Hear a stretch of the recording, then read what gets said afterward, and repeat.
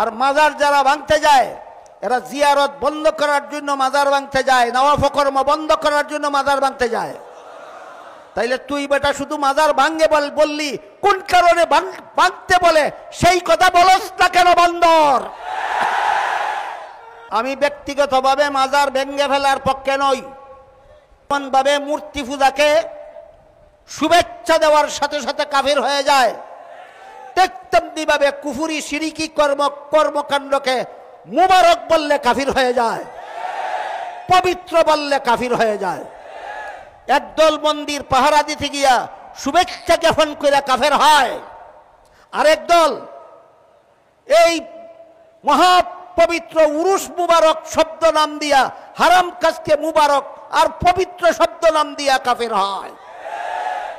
বাংলাদেশের সমাজের পরিভাষায় যে কোনো মুসলমানের কবরকে মাজার বলে না, শুধু অলিয়া উলিয়ার কবরকে মাজার বলে। এই সমস্ত মাজার তিন প্রকার। বাংলাদেশের মুসলমান সমাজ যেগুলিকে মাজার বলে, মাজারগুলি সর্বমোট তিন প্রকার। এক প্রকার মাজারে ওলিয়া উলিয়াকে দাফন করা হয়েছে বলে প্রমাণ আছে, এগুলি বাস্তব মাজার, এগুলি বাস্তব মাজার। আর এক প্রকার মাজারে ওলিয়া উলিয়া নয়, কতিপয় ভণ্ড পীরকে দাফন করা হয়েছে বলে প্রমাণ আছে, এইগুলি মূলত মাজারই নয়, পরিভাষাগতভাবে এগুলি মাজার নয়, এগুলি ভণ্ড পীরের আস্তানা। আর কতগুলি কাউকে দাফন করা হয়েছে বলে প্রমাণেই নাই, এগুলিকে বুয়া মাজার বলা যেতে পারে। এই তিন প্রকার মাজার আছে বাংলাদেশে। অতিরিক্ত কোনো কিছুই ভালো না, কোনো বিষয়ই অতিরিক্ত ভালো না। শুনেছি তিনি একজন পীরে কামেল। আসলে তিনি যে বক্তব্যগুলো দিল, এই বক্তব্য পীরে কামেলের মুখে মানায় না। বিচার আপনাদের কাছে স্থাপন করা হলো। মাজার ও কবর মূলত দুই প্রকার।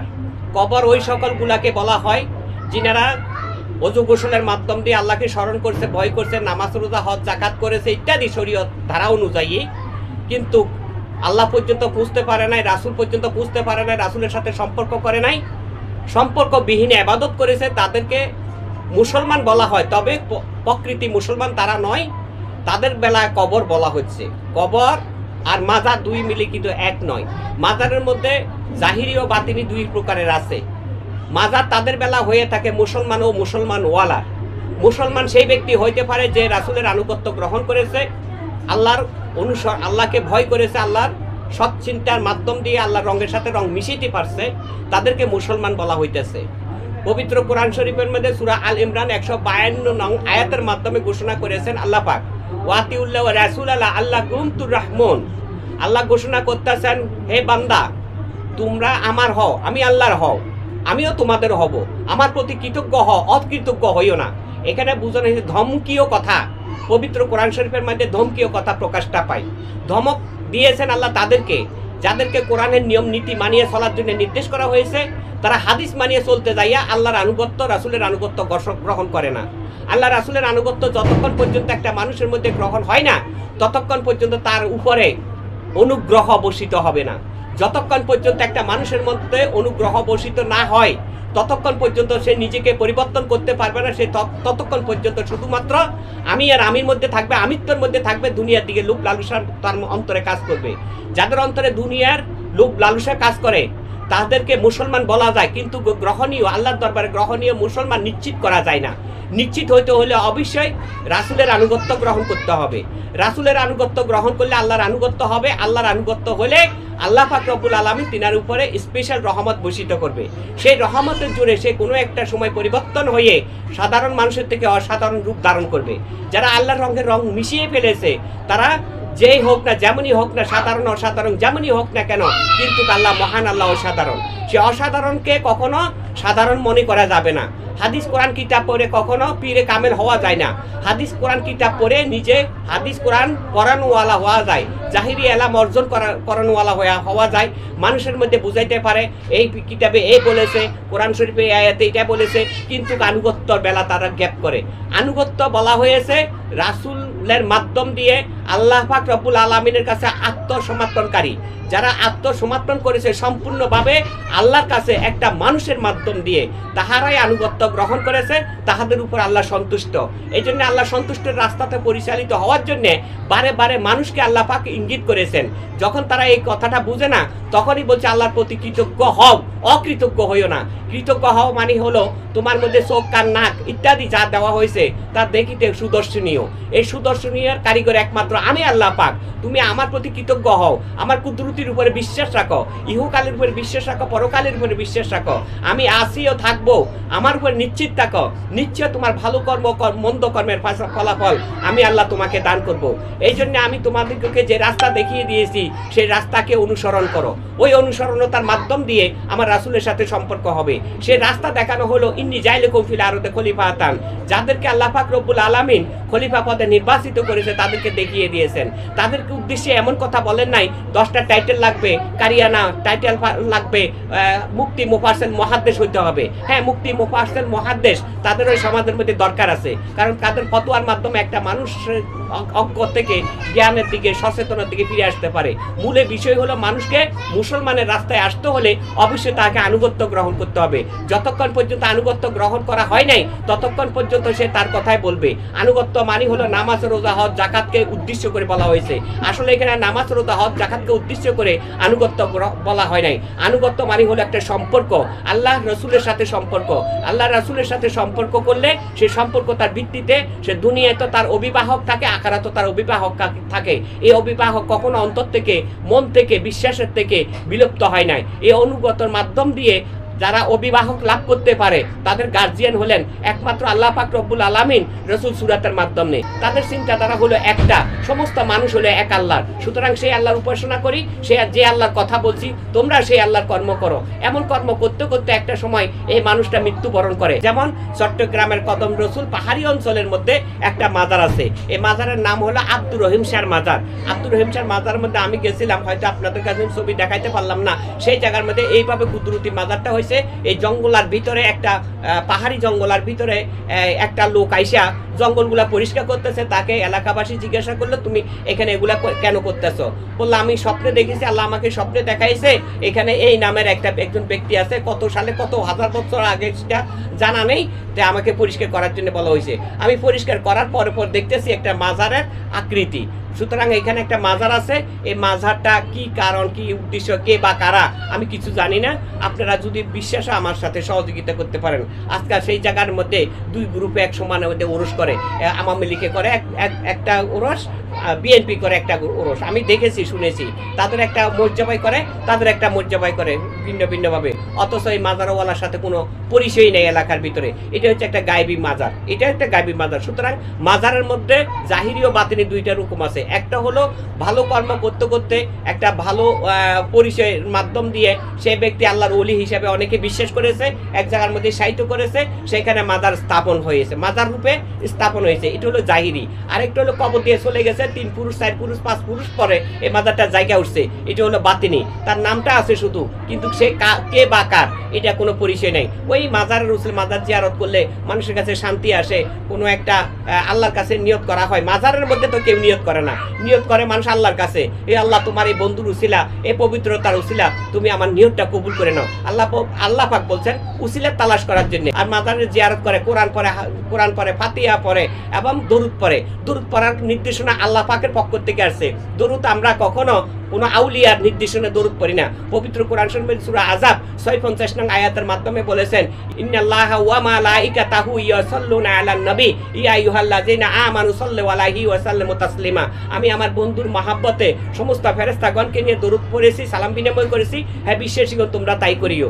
নবীর রওজাতে যদি ওই দরুদ চলতে পারে তাহলে অলির মাজারও এই দরুদটা চলবে। কেননা নবীর জামানার মধ্যে যে বন্ধু ছিল, অতীতে ভবিষ্যতে যে অলিগণকে সে বন্ধু বলা হয়েছে।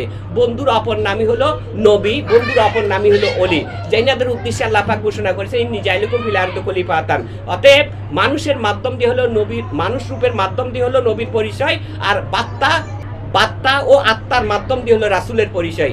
নবী একটা সময়ের মধ্যে মানুষের সাথে সাধারণ বেশে কথা বলতে পারে, আবার একটা সময়ের মধ্যে মানুষের মধ্যে থেকে অদৃশ্য হইতে পারে, কিন্তু আত্মা কখনো, আত্মা অদৃশ্য অতীতে থাকে, তাদের সাথে আত্মার সাক্ষাৎ দান করে, যিনারা ওই রসুলের সাথে সম্পর্ক করতে পারছে, ওই নবীকে ভালোবাসতে পারছে, নবীর দরুদ ক্যাম্প করতে পারছে, তাহাদেরকে আত্মার সাক্ষাৎ দেয় আল্লাহর পক্ষ হইতে। আত্মার অধিকারী একমাত্র আল্লাহ পাক রব্বুল আলামিন। প্রত্যেকটা মানুষের মধ্যে জাহিরি বাতিরি দুটো অংশ রয়েছে, একটা হলো অস্তিত্ব, আরেকটা হলো আত্মা। যদি অস্তিত্বের কর্ম ভালো হয়, হুবাহুব ওই মানুষটার মতো পোশাক আশাক সবকিছু মিলিয়ে একটা আত্মার পরিচয় হয়। এই জন্য বলছি অতিরিক্ত কোনোটাই ভালো না, যার সীমানা যেখানে সে কথা বলবেন সেখানে। অজু গোসলের মৌলবীরা কখনো মারফতের আলোচনার স্থানে সম্পূর্ণ করতে পারবে না। আমি যে কথাগুলা বললাম এই কথাগুলাকে যদি উল্টাইতে পারে, আমি আর কোনোদিন ফেসবুক ইউটিউবের মধ্যে কথা বলবে না। মানুষের মধ্যে দুইটা রকম আছে, মাদ্রাসাতে লেখাপড়া করছে, টাইটেল পাস করছে এবং সবাইকে জানাইছে আমি 10টা পাক 3টা পাগড়ি পাইছি, আমি মুক্তি মুফাসসির মুহাদ্দিস হইছি। মানুষের উদ্দেশ্যে অজু গোসলের কথা বলে, অজু গোসলের কথা কিন্তু সবাই বুঝে, মারফতের কথা, জ্ঞানের কথা, আল্লাহর কথা, হক কথা, কিন্তু মানুষের বুঝার সংখ্যা খুবই কম। আর কাজে বেশি মানুষের সংখ্যা হলো ধর্ম কম বুঝা, কম মানুষের সংখ্যা হলো ধর্ম বুঝা। যারা কম মানুষের ধর্ম বুঝে তারা ওই সকল মানুষকে খুঁজে যারা সত্য কথা, যে জায়গাতে সত্য কথা পাবো। আল্লাহ বলেছেন আমি আসি, আমি দেখা দিই, আমি সাক্ষাৎ দিই, কিন্তু তোমরা দেখো না, তোমরা তোমাদের খেয়াল দুনিয়ার দিকে, আমি আল্লাহর দিকে না। তাহলে এই কথার মীমাংসা যেখানে আছে আমি ওই সকল মানুষগুলাকে খোঁজ করব। এর বাহিরে মুসলমান দাবি করা যেতে পারে, কিন্তু কবুলিয়ে মুসলমান তারা হইতে পারে না। হযরত ইব্রাহিম আলাইহিস সালাম তিনার পুত্রকে মুসলমান ঘোষণা, আল্লাহর পক্ষ থেকে মুসলমান ঘোষণা হয়েছে হযরত ইসমাঈল আলাইহিস সালাম, এবং পিতাকে ঘোষণা হয়েছে মুসলমানের পিতা। এর অর্থ হলো যিনি সম্পূর্ণভাবে ভালোবাসাকে আল্লাহর নামে কোরবানি দিয়ে দিয়েছেন তাহাকে বলা হয়েছে মুসলমানের পিতা, আর যিনি কোরবানি হয়েছেন তাহাকে বলা হয়েছে মুসলমান। এই জন্য আল্লাহর নামে আগে অন্তর দিক থেকে, মনের দিক থেকে কোরবানি হইতে হবে। দুনিয়ার লোভ লালসা, হিংসা, বিদ্রোহ, গৈরব, অহংকার সবকিছু ত্যাগ করতে হবে। তাহাদেরকে মুসলমান বলা হয়েছে। সবকিছু ঠিক রাখবো, সবকিছু ঠিক রাখবো, নামাজ পড়বো, রোজা করবো, দুনিয়া করবো, বিল্ডিং বাড়ি গাড়ি করবো, আবার বৃহস্পতির 5 ক্লাস চাবো। এটা কোনো মুসলমানের পরিচয় নয়। এটা লোভে পড়িয়া এবাদত করা। এবাদতের ফলাফল একমাত্র আল্লাহ দান করবেন। যতক্ষণ পর্যন্ত একটা মানুষের মধ্যে গুনাহ থাকে ততক্ষণ পর্যন্ত আল্লাহ দরবারে কোনো মোনাজাত, ইবাদত কোনোটাই গ্রহণ হবে না। এই জন্য কি ইবাদত করব না? ইবাদত করব, কিন্তু আগে আল্লাহর কাছে ক্ষমা চাবো। চলাতে বলাতে করাতে আমার ভুল হইতেই পারে। এই ভুল থেকে মার্জন করার জন্য একটা উসিলার প্রয়োজন আছে। সেই উসিলা হলো রাসূল। রাসূলের সাথে রাসূলের সম্পর্ক না করলে, রাসূলের সাথে আনুগত্য গ্রহণ না করলে ততক্ষণ পর্যন্ত সে মুসলমান শুধু দাবি করে যাবে। দাবিদার মুসলমানদেরটা হচ্ছে কবর, মানে গর্তের ভিতরে লাশায়িত করা হয়েছে, এটা হলো কবর। আর যারা আসলে মুসলমান হয় এবং মুসলমান হয়ে নিজেকে পরিবর্তন করতে পারে, আল্লাহর রঙের সাথে রং মিশাইতে পারে এবং অবশেষে আল্লাহর পক্ষ থেকে দায়িত্ব লাভ করিয়া অন্যের মধ্যে দিয়ে অমুসলমানকে মুসলমান বানাইতে পারে, মুসলমান পয়দা করতে পারে, তাদেরকে মুসলমানের পিতা বলে। এই যে মুসলমান ও মুসলমানের পিতা, এই দুইজনের মাজার হয়ে থাকে। সেই সকল মাজারগুলোকে আমরা জিয়ারত করে থাকি এবং এই মাজারের মধ্যে জিয়ারত করাটাই হচ্ছে মূলত উদ্দেশ্য। অনেক ফকির মিসকিন আছে সেখানে পড়ে থাকে, আল্লাহ আল্লাহ করে, ওই উসিলার মাধ্যমে রিজিক বা নিজের জিকির আজকার করে থাকে। এর ভিতরে ভালো মন্দ থাকতে পারে। আমরা 8টা ভাই একসাথে জিয়ারত করতেছি, 8 ভাইয়ের মন তো 8 রকমের থাকতে পারে। একজনে গাঁজা খাইতেছে, আরেকজনে গালাগালি করতেছে, আরেকজনে অশ্লীল ভাষায় ব্যবহার করতেছে। তাই বলে তার কারণে মাজার ভেঙে দেওয়া এটা কখনো বক্তব্য হইতে পারে নাই। এই যে মাজার ভাঙ্গা হয়েছে 24-এর পরে, 2024-এর পরে যে সমস্ত মাজারগুলো ভাঙ্গা হয়েছে এরকম অশ্লীল বক্তব্যতার কারণে মাজারগুলো ভাঙ্গা হয়েছে। আর এই মাজারের মধ্যে প্রমাণ করে দিছে মাজার সত্য আর পবিত্র। যেমন একটা মানুষের মৃত্যুবরণ করলে 3 দিনের বেশি তার অস্তিত্বকে পরিপূর্ণভাবে খুঁজে পাওয়া যায় না। আর ওই যে নুরা পাগলার লাশটাকে কবরের থেকে উঠিয়ে লাঠিপিটা করা হলো, লাঠিপিটা করার পরে কপালের বাম পাশের থেকে দেখা গেল যে তাজা রক্ত বের হলো। এখানে কি প্রমাণ হচ্ছে না যে আল্লাহর ওলিগণ, আল্লাহর বন্ধুগণ যিনারা, তিনাদেরকে কবরে যেমন কবরের মধ্যে রাখা হয় তেমনই কবরে থাকে, মাটিয়ে তাদেরকে খাই না, জমে অসই না। তারাই প্রকৃতি মানুষ, তাদের অস্তিত্বকে খাঁটি করিয়া তারা মাটির মধ্যে শায়িত হয়েছে। আর যারা নামের মুসলমান 3 দিন পরে তাদের পরিপূর্ণ লাশটাকে, রূপটাকে আবার খুঁজে পাওয়া যাবে না। যাচাই করে দেখতে অনেকে হয়েছে। নুরা পাগলার পূর্বে অনেক ইতিহাস আছে, মক্কাতে এরকম ওহাবির মতবাদের মাধ্যমে কিছু মাজার ভাঙচুর করা হয়েছে, সেখান থেকে লাশ বাইরে বেরিয়ে আসছে। এটা হলো 2016 সালে আমি দেখছিলাম, 2016 সালে। কাজে এই সমস্ত বক্তব্য তারাই দিয়ে থাকে যারা মাজারের বিরুদ্ধে মানে উস্কানিমূলক বক্তব্য দিয়ে থাকে। এরা কখনো রাসূলের বন্ধু হইতে পারে না, রাসূল সম্পর্কিত হইতে পারে না। এরা নাম দিতে পারে পীরে কামেল, আসলে এরা হলো ইবলিশি কামেল। এইরকম দুশমন থেকে আমরা সবসময় সাবধান থাকবো। ভবিষ্যতে যদি কোনো মাজারের উপরে হামলা আসে, মাজারবাসী, মাজারের মধ্যে যারা থাকেন, উপস্থিত থাকেন, সাধারণ থেকে অসাধারণ পর্যন্ত যেই আসে বেঙ্গা হাত বা হাড্ডি ফাড্ডি বেঙ্গা একেবারে মাজারের সাথে লুটাইয়া দিবেন। এখানে যাতে আর ভবিষ্যতে যেন তারা পুনরায় কোনো মাজারের ভিতরে আঙ্গুল তোলা, হাত তোলা, চোখ তোলা, নজর তোলার সাহস না হয়, এরকম কাজ করে দিবেন। কারণ যারা অত্যাচার করতে করতে সীমা ছাড়াই গেছে, তাদের বিচারটা জনগণের হাতে চলে যায়, তাদের বিচারটা রাসূল প্রেমিকের কাছে চলে যায়। যারা ওলিয়া উল্লাহগণকে ভালোবাসে, রাতে দিনে তার মাধ্যম দিয়ে আল্লাহর কাছে সাহায্য প্রার্থনা কামনা করে, গুণামুক্তির কামনা করে, তারাই হলেন একমাত্র মানুষ। এই ছাড়া বাকিগুলা মানুষের দাবি করতে পারে, মুসলমানের দাবি করতে পারে, এই মুসলমান আল্লাহর দরবারে কবুলিও নয়। আল্লাহ সকলের মধ্যে শান্তি রহমত দান করুক। সকলের প্রতি সালাম, আসসালামু আলাইকুম।